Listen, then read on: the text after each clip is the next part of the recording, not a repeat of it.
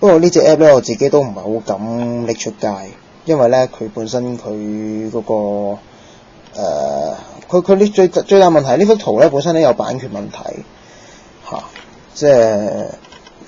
即係就算係日本嗰啲人啦，佢自己想捧紅翻嗰首焦糖舞嗰首歌咧，結果佢自己整個兩個吉祥物都要另外自己再畫過，而唔係話揾翻呢兩個公仔喺度。所以如果要揾翻呢兩個公仔出嚟做呢個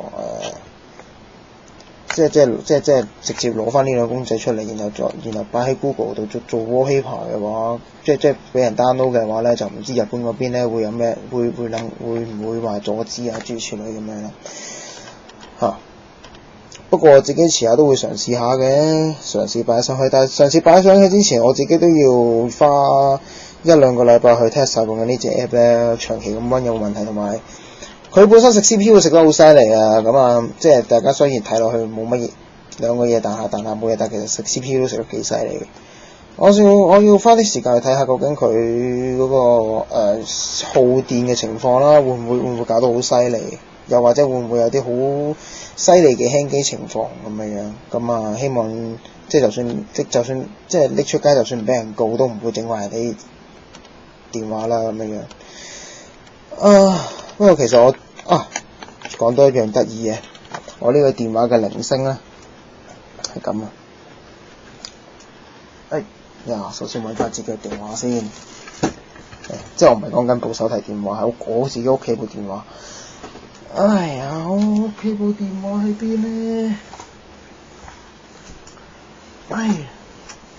真係完全唔 prepare 咧，就係咁樣噶啦，完全大家頭先見到咧，係好多啲甩嘴位啊、穿崩位啊飛晒出嚟咁樣，搞到有好多呢啲咁嘅 dead air。dead air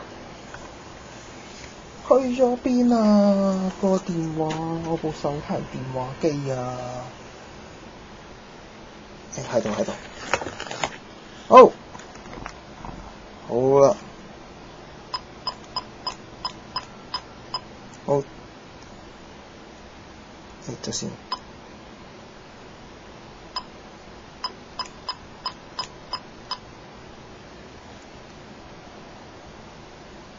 睇飯先。好，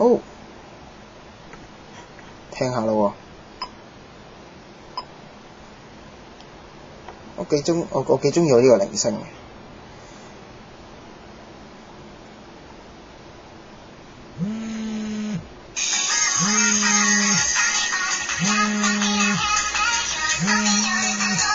死啦！俾大家望到我自己嘅私人電話號碼添，即係諗啲方法教佢。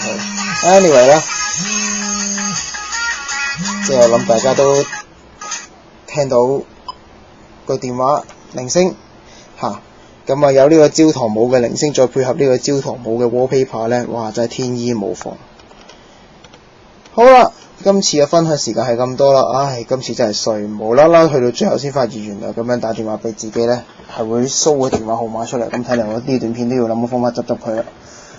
Anyway 啦，咁多謝大家收睇今次嘅律戰場直播啦。咁希望下次可以，希望大家會中意啦。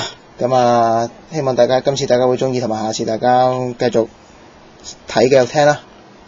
拜拜。